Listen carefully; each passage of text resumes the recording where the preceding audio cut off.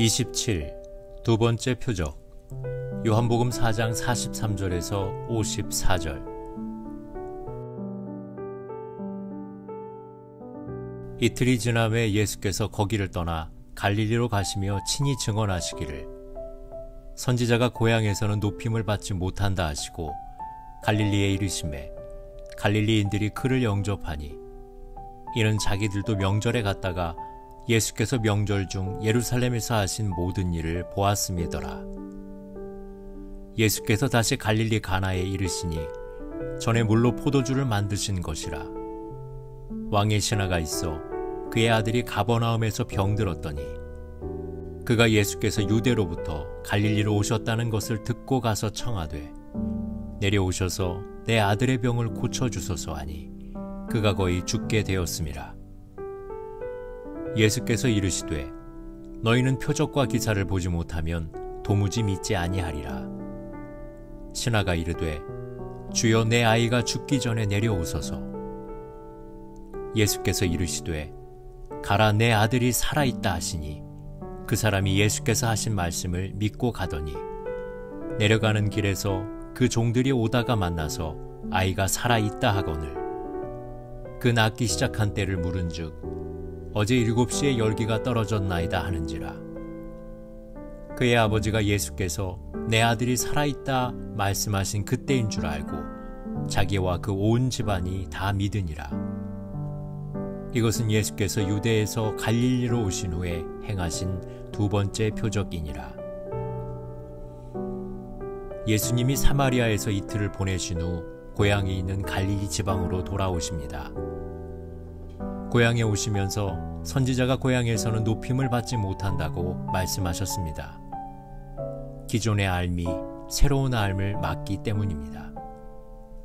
이런 경우 아는 것이 병입니다. 아마 예수님을 어린 시절부터 잘 알고 있는 사람들은 자기들이 알고 있는 것이 예수님에 대한 전부로 착각했을 것입니다. 그래서 나사렛 사람들은 예수님에 대한 예전 인식에서 더 나아가지 못합니다.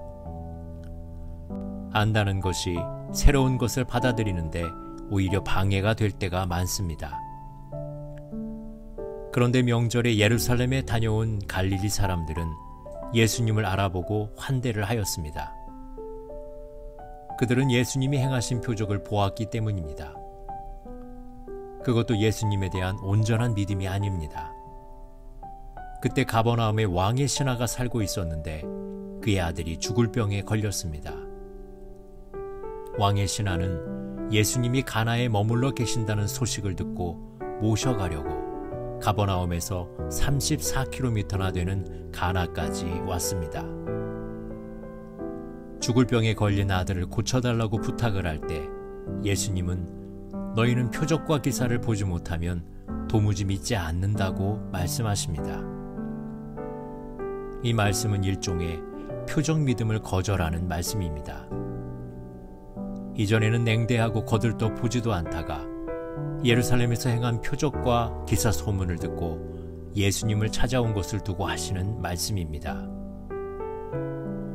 곧 예수님의 말씀이나 가르침을 받기 위한 말씀 믿음이 아니라 기사, 표적 위주의 믿음을 지적하신 것입니다.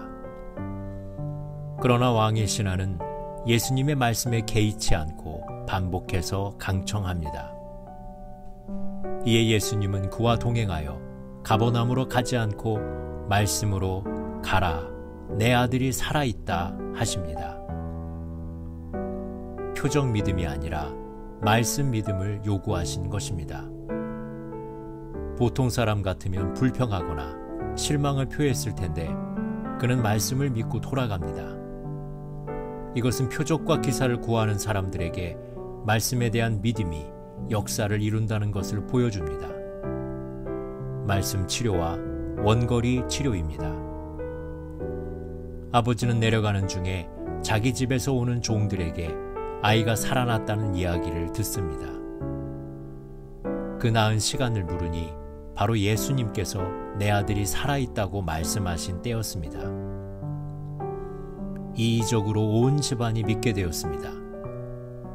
예수님이 말씀하시니 역사가 일어났습니다. 이것은 갈릴리 지방에서 행하신 두 번째 표적입니다. 첫 번째 표적은 가나 혼인잔치에서 변화의 역사였고, 두 번째 표적은 생명을 살리는 역사였습니다. 아이가 살아났다는 말이 3번 반복되어 예수님은 살리시는 분임을 나타냅니다. 예수님은 변화를 주시는 분이시오 생명을 주시는 분입니다. 주님의 말씀을 믿게 되면 우리의 삶은 변화되고 새 생명을 얻습니다. 기도하시겠습니다. 예수님, 저희에게 말씀해 주소서. 그래서 변화가 일어나게 하시고 새로운 생명의 역사가 일어나게 하소서. 믿습니다. 예수님 이름으로 기도드립니다. 아멘.